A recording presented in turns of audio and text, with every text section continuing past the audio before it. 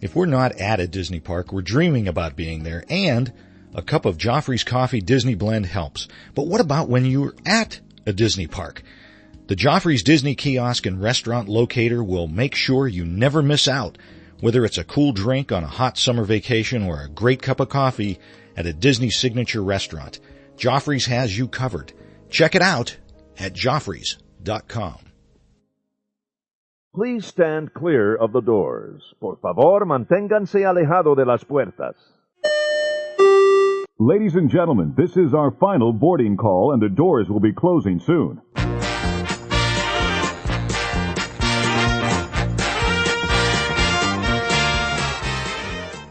Hey everybody, welcome to ResortLoop.com. I'm your host, Bob Collar. Tim Scott is still somewhere in the Bermuda Triangle. We're not sure where he has disappeared. If anybody, we don't call the Coast Guard. We're not quite there yet. But I don't know. I'm starting to worry. Anyway, so I've asked my son Bobby to come on. Hello.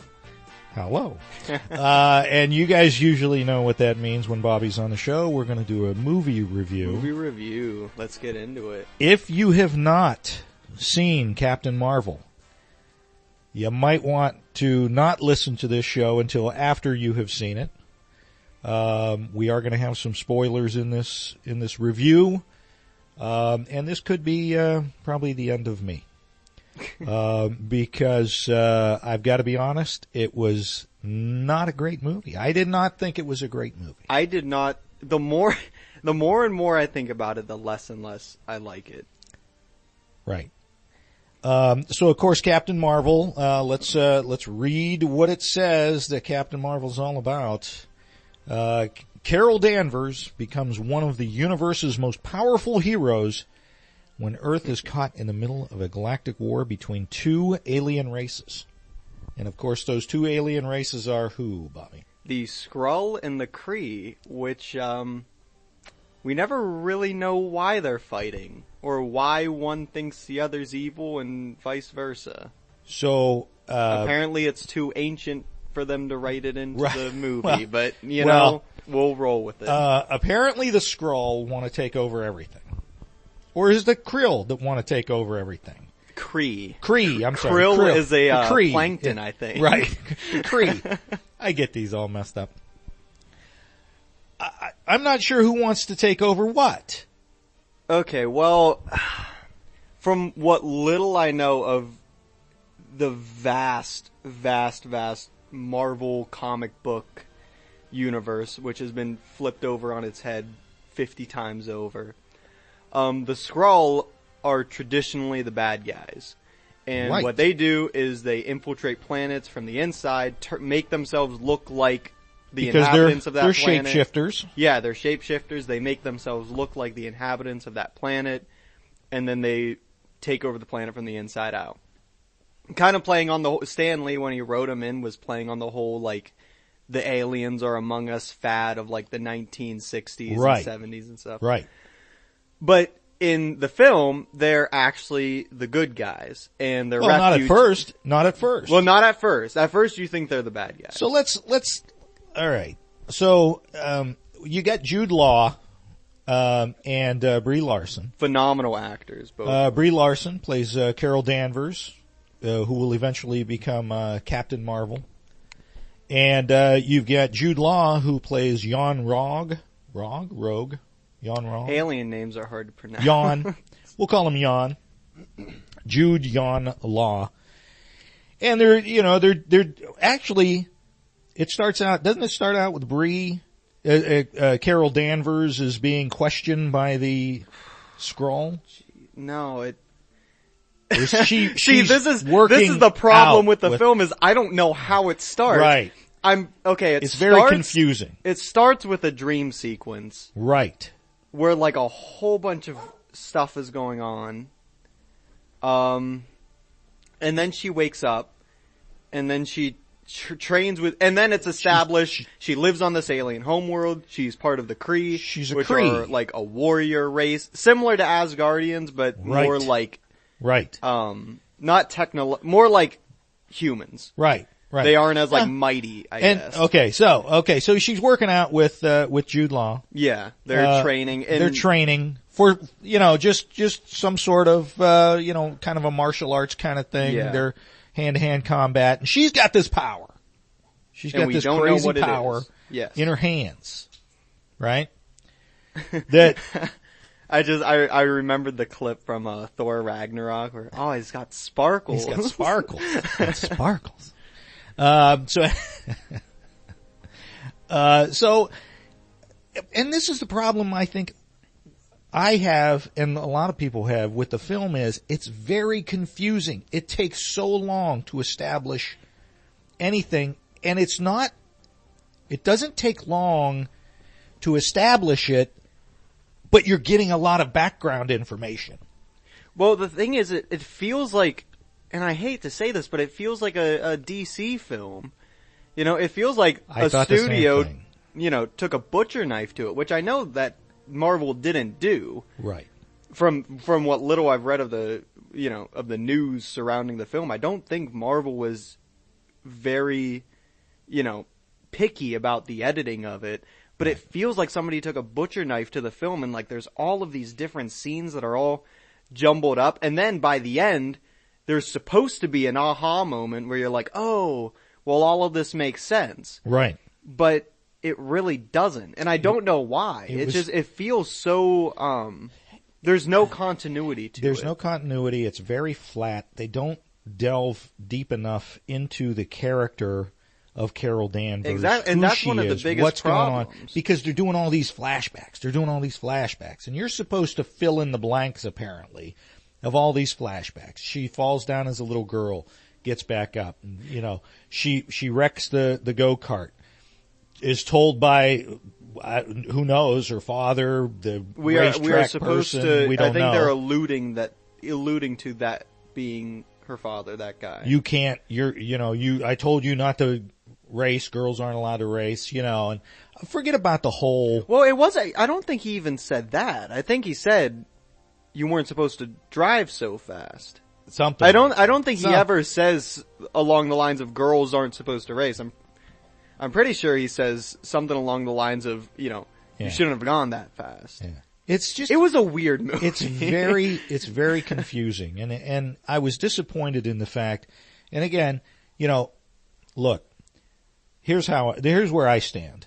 This is where I stand. I grew up in a house with two sisters and a mother. My dad worked all the time, so I saw three very strong women. Yes. Very loud women, too. Well, they are now. They might be listening. Shh. But I saw, my mother took care of the house. My sisters became very independent, strong women in their own right. So I'm not anti-woman. I'm very pro-woman. Yeah. We loved Wonder Woman. That film was phenomenal. Oh, fantastic. It was great, one of the best, I know this isn't much to say, but one of the best DC movies, ever. Very well done. Very well done. So that's not what I'm getting at here. I'm getting at if you are a woman and you were looking for a strong female DC character, I think this fell flat. Marvel character. Or Marvel. Yeah. See? That's what I'm saying. I think this fell flat. I would be disappointed. I was disappointed because I was expecting, all the reviews were saying how this empowers women, this is so powerful for women, and yet, if it's so powerful for women, why did they make that character so flat, so one-dimensional, and with such little backstory? That's what bothered me the most. Right. Two things about Captain Marvel's character that would have added such incredible depth to her is if she fit an archetype and if they established limits on her power. Exactly. So, okay. Well, they did. And see, okay. All right. Here, go ahead. I'm getting there. Go ahead. So, one of the greatest things about the superhero genre is that we don't watch superhero movies to see fantastic explosions and, gods fight. Like, that's not why we Right. watch it. We watch superhero movies to see the hero within all of us. Right. Yes. You know, we see Yes. it for the human story. Yes. That's why people love Batman, for instance, is that he's a broken person. People Right. don't care about the gadgets and the ships and stuff like that. Like, they care about the human character and how he gets by every day, because we all have that broken person within us. Look at Tony Stark. Tony Stark another is a perfect great example. example. In Iron Man 1, you were able to take Tony Stark, who most people did not like Yeah. because he was the rich playboy. Robert Downey Jr. established that this guy cared about nothing but himself and spending his money frivolously Right. and waging war. It took less than half of that movie till you started rooting for him. Exactly. And he fit a character arc. Right. It was the obnoxious, egotistical hero who gets broken down and built back up to be a nobler man. Right. Look at Captain America, the weak man who is built up to be a hero and learns to understand the strength that he has. Right. Or Hercules, or Wonder Woman, a naive, Right. a naive hero Right. who grizzled through war comes out being wiser. But Captain Marvel never has an arc. Right. At least there's no arc that I can see. It's that she goes from being less powerful to more powerful. But there's no Exactly. change in Carol's character. There's no change in her character, and there's no explanation as to how she knows how to harness this power Exactly. within her. And that's the second thing, is that they don't establish limits on that power. Look at Thor, Right. which isn't right. the best Marvel movie, but it just took, off the top of my head. 3 movies in order for him to understand his power. Right. And it's like, or Superman. Superman's a better example. Superman is essentially the most powerful thing that we can he's bulletproof, he's invincible, but he still has the kryptonite. He still has limits on his Right. power. He still has Right. Lois Lane, a limit on his power. Right. And that's what makes heroes interesting, because it's like there's something to contend with. Right. But it's Right. like Carol, the only limit on her power was herself. And Well- now there is no limit on her power, so Well- she's not a very interesting Well, let's character. go back. Let's go back, because you mentioned Wonder Woman. Wonder Woman knew the power that she had because she trained all her life Right. for that power. So let's go back to the movie now. So you got Carol Danvers with Jude Law, Right. because Yawn, working out. He tells her, "You're not allowed to. You got to fight me, without using it, whatever it is. We don't figure out what it is for a Which while." I want to say is a fair point. Right. But she does anyway, and apparently this is a something that happens frequently with her, between her and him. Right. That she can't just control that power. But the power is limited anyway because of that little chip on her neck. So she's limited to her power. Okay. The other problem I had was then she removes this chip. First off, she's dealing with this AI, right? She's dealing with the AI. So she's got this power. The AI, shouldn't the AI know she's going to reach up and pull that thing off of her neck? Yeah. See, this is the problem, is that there's so many plot holes. There's a lot of plot. What are Carol Danvers' powers? Why didn't the AI just... And how is it that why didn't the AI just destroy that part of her brain that contains it? Is her whole body just one giant battery? Is she able... what can she do? And we never see what she can do. Right. It's because she only realizes her power. Right. It's just... Oh, man. It's just... And even when she realizes her power, there's no learning curve. Exactly. No learning curve whatsoever. You look at Spider-Man. Spider-Man gets There's bit like by a the good spider. 20 He minutes didn't of that movie. Yeah. He didn't just, oh man, I got these powers. Look, I'm going to go save everybody. She went from 0 to 150 at a Thanos snap of the fingers. Yeah. I mean, It boom, was- done. And it's like when there's when there's like that power dynamic where a hero goes from almost completely powerless to, super powerful, Right. there's usually a character change Right. that accompanies that. Right. Like a very personal, personal deep character something- change. yes, something like with has to Captain happen. America. Right. With Captain America, he got his strength only after the man that was like a father figure to him died. Gets killed. Right. So it's Right. like, it's less of a physical change than a character change. Right. But Carol didn't have that. She just had that Right. physical change where it's like, oh, now she's powerful. So, But there was nothing emotional attached to it, and that makes it uninteresting. right. It makes it difficult to be believable. Right. So, okay, so now... Or even now, likable. Let's talk about the lack of emotion when it comes to the Kree and the Skrull, right? So, Oh, man, she's yeah. fighting these people. They're trying to kill her. Now, why this is, again, another plot hole. Why they're trying to kill her, at least it seems, The Kree or the Skrull? the Skrull. They're on the train. They're trying to throw her off the train and all this other stuff, but they need her. Man, They're trying self-defense? they're Are we try- supposed to assume? They're trying to kill her, yet they need her to find out where this lab is. I don't know. So that's one. I don't know. Then she's battling these people. She has lived her entire quote unquote life according to the 6 Kree. years. It was 6 years, if I remember right. Right. Well, With in the her Kree. mind, this is her life. She has always been a Right, Kree. right. So Which her again, life did they is inject memories in as her a- that as a say Kree. that she was a Kree? Did they do that? Right, Did she just we don't wake know. up and be like, "Hey, you're a Kree. You were in a coma for like 20 years?" And she's going against the most dreaded enemy of the Kree, the and Skrull. the Skrull. And then when she finds out the Skrull just want to find this ship, they're not trying to hurt anybody. She makes a complete 180 from who her entire life she has been raised to hate.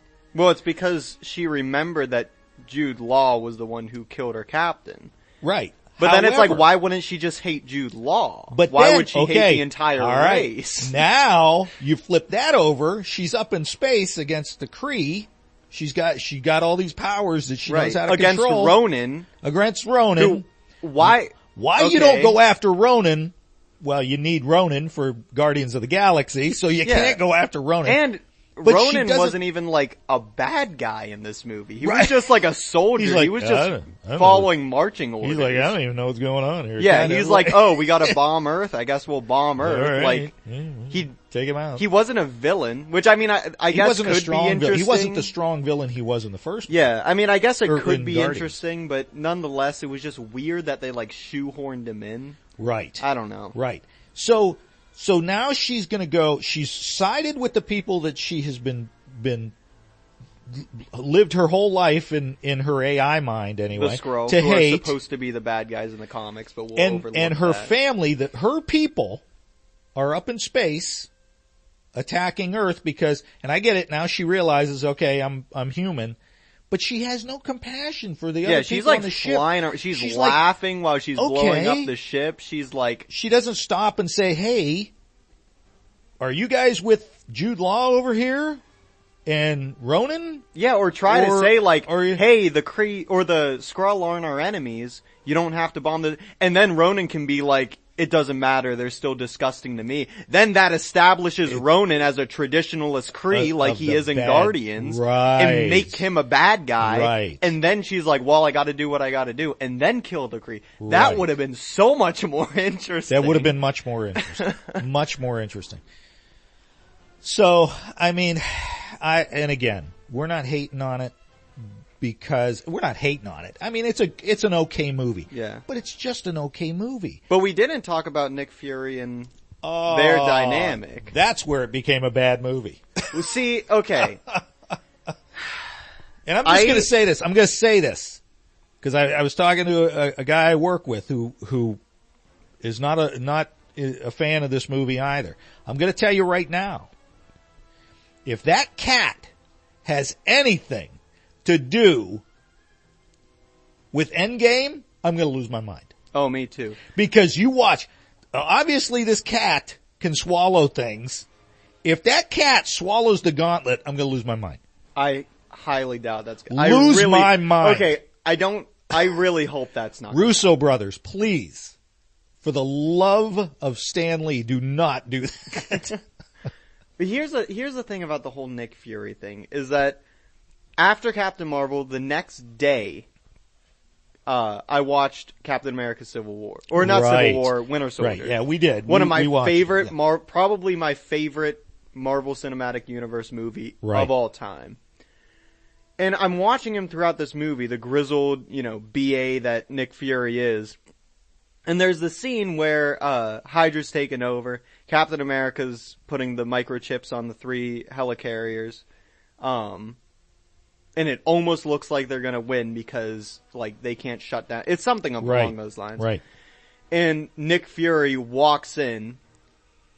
First of all, apparently there's a gust of wind in the building because his trench coat flaps while he's inside of the building. It's always, which is awesome. It is awesome. He walks in. That will give you dramatic license for. We'll give you a breeze inside a building.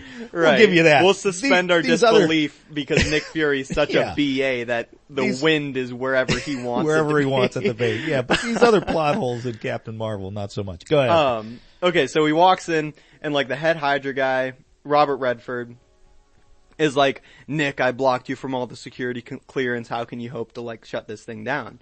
And Nick Fury, in one of the most BA scenes in all of Marvel, goes something like, if you want to survive in this business, you have to keep both eyes open. And he lifts open his eye patch, and his messed up eye is there, and the scratches are there, and it's so it's such a awesome moment. And then I thought back to Captain Marvel, how he got that scratched eye, and I'm like, seriously? What a weak character. This is what they decided. So okay, weak. Nick Fury, the guy who's been played by Samuel L. Jackson, first of all, which is a liberty on its own, because it's Samuel L. Jackson, one of the coolest guys. Right. Got the scar on his face. Right. His, most striking characteristic from a cat. An alien cat. Well, but a cat. Especially when he says, I lost my eye because I trusted somebody. Yeah, and you're thinking some war story about him, his friend betrayed him and he was tortured or something. Something really cool that. Who did he trust? He trusted the cat. The cat? The cat. No. Evidently. And look, and I absolutely love the fact that they brought back Coulson. I love Coulson, but you're going to tell me that Coulson, that character is so good and followed Fury, would have followed Fury to the end of the earth. Pretty much did. Was in 5 scenes, by the way. Not only was just in a few scenes, but he's going to follow that guy. He's going to follow that Nick Fury, who Nick Fury seemed just as confused as Coulson did about what was going on. Look, I get what they were going for. It was the whole Nick Fury's still a rookie. He's still all this stuff. He's not grizzled enough to be the Nick Fury we see in Avengers.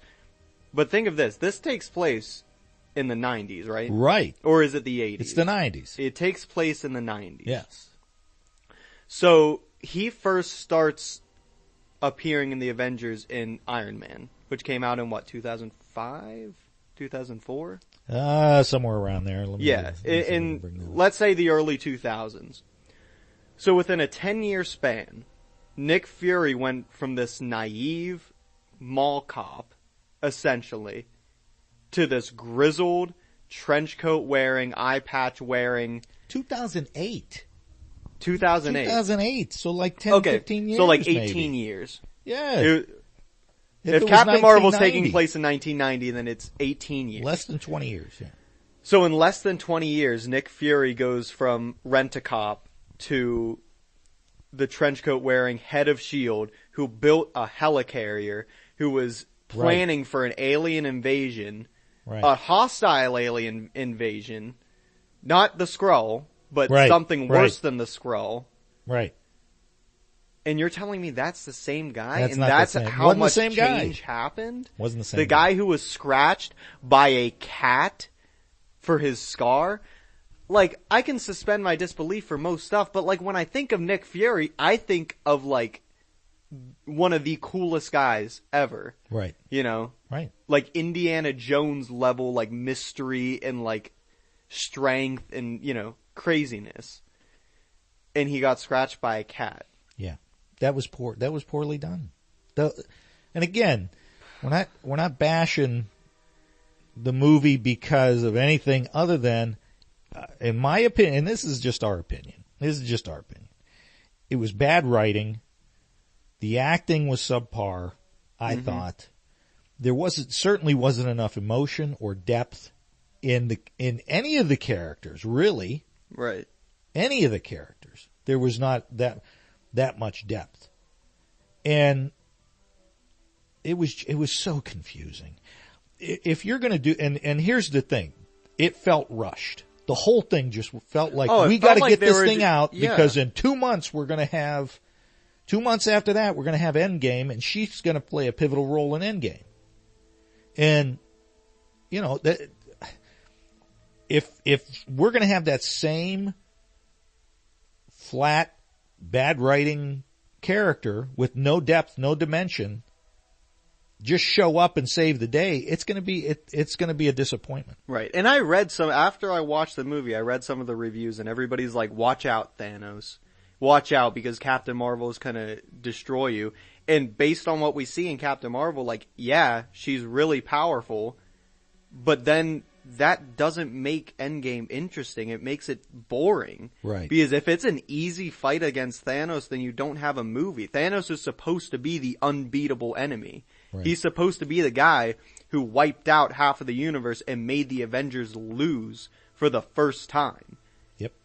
There's so much emotion. So there's so much emotion in everything that went on during that movie, with them knowing we might not make this. We might not make it. We might not make it. And that's what makes it interesting. Captain Marvel didn't have that because they were always like her powers are more than anything that she could ever know. Right. And they ended up being that. And then it's like, it's not interesting because there's no heroic struggle. Right.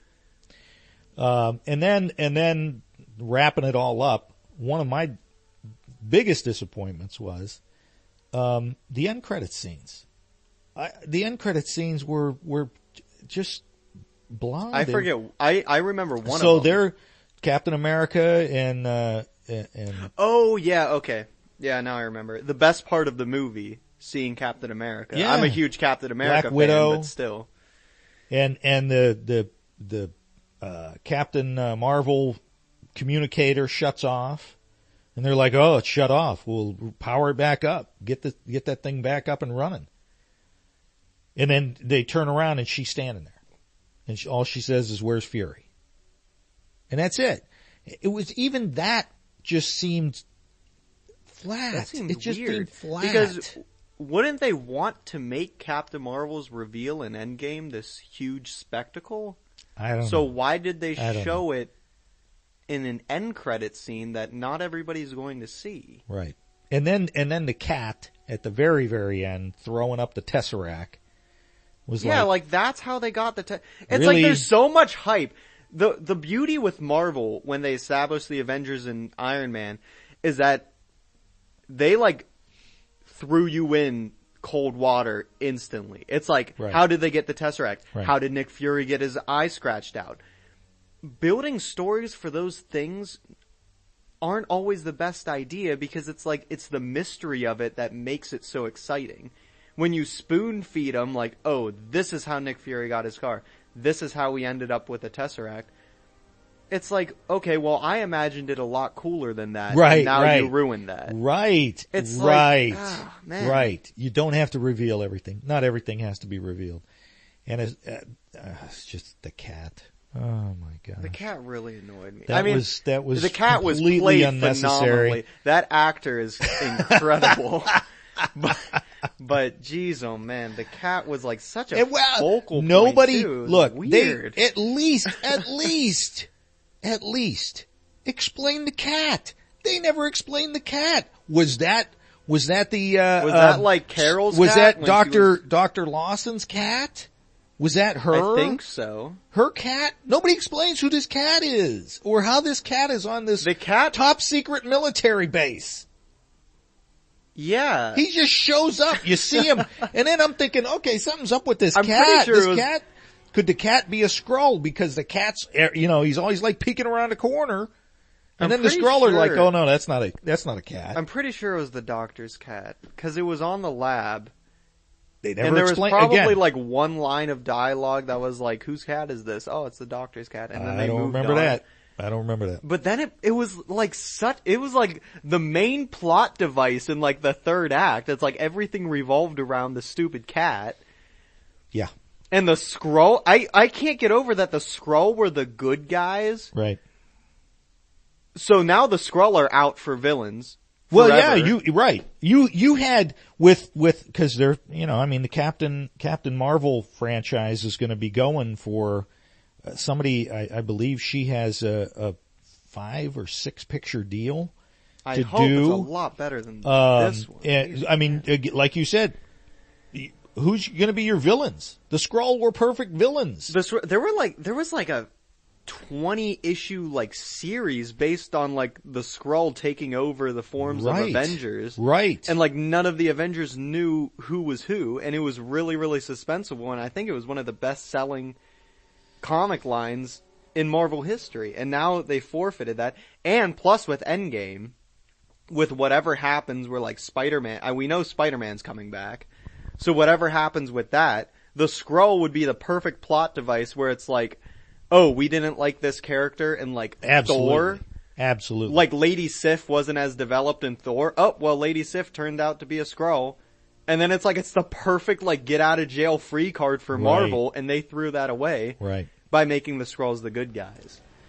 And that would have made Nick Fury want to do the Avengers stuff even more, because then he's like, alright, the Skrull might still be on Earth, so we have to have people to protect us against the Skrull because we can't fight them. That would have made the Avengers thing even more interesting. There is so much wrong with this movie. So, anyway, we wanted more out of this movie. We definitely wanted more out of the character, especially because she's going to play such a pivotal role in Endgame. I just think that there were too many things you were left to assume that this is why, and this is what happened, and just not enough character development. There wasn't enough character development. And here's something that I found interesting that I did find. Take it for what it's worth. It was on the internet. Everybody knows whatever's on the internet's true. No, it's not. Most of it's not. But I did see something that Bob Iger was concerned about this movie after he had seen it and wasn't sure that it was going to do well. Now, that being said, it's made almost $1 billion. So there's a variety of reasons to that. I mean, maybe we're wrong. Maybe it was a good movie. But to me, I have seen every Marvel movie that has come out. There has not been one Marvel movie I haven't seen, including like the X-Men ones back in like the 2000s, the Sam Raimi Spider-Man ones.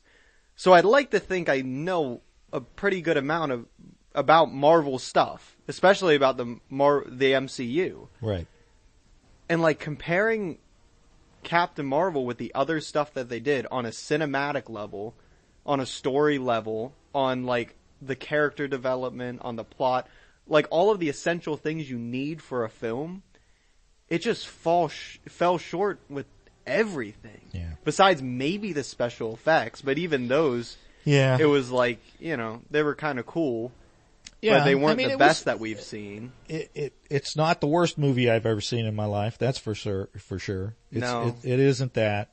We were just hoping for a character that had a lot more depth. We were hoping for a Marvel movie. Right. And it didn't feel like a Marvel movie because it didn't have that Marvel, like, feel. Zest. Yeah. So there it is. That's our 2 cents about Captain Marvel. Please no hate mail. We're we're just telling you our opinion. Everybody's got their opinion, and we're not hating on it because it's a female character. No, we really were looking forward to I was really hoping more, that it wasn't more. that it wouldn't fail. And I thought that it was going well, to be and it hasn't. I mean, movie. $1 billion, it hasn't failed certainly, but well, I don't. In my eyes, it has failed as a film, or it's failed to deliver on what I thought it would be, and maybe my expectations were too high.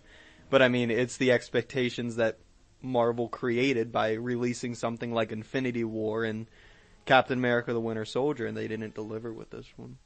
Yeah. So there you go. Again, send all hate mail to Tim Scott. No. That's just our 2 cents, guys. I mean, if you liked it, great. If you didn't care for it, that's fine too. Just keep going and seeing the movies, because Endgame's coming. I'm hoping for a great review of Endgame. Oh yeah, it's 3 hours and 2 minutes. I'm a little nervous. I hope they have an intermission.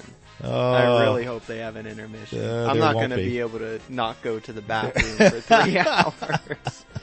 No drinking, stayed dehydrated for the whole movie. Yeah. So, anyway, that's all I've got. Bobby, thank you for your 2 cents on the show. A pleasure as always. And as Tim says, you can find us all over social media, and like us on Facebook, rate us on iTunes, check out our YouTube channel.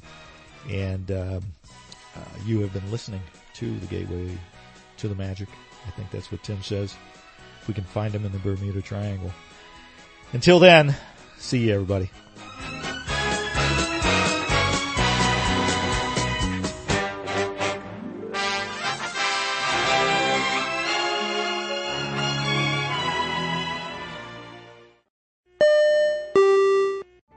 Vacation memories will stay with you and your family for a lifetime. The Resort Loop Travel Group was created with this in mind. Our fee-free services will relieve you of the stress and confusion of finding and booking the best vacation at the best price.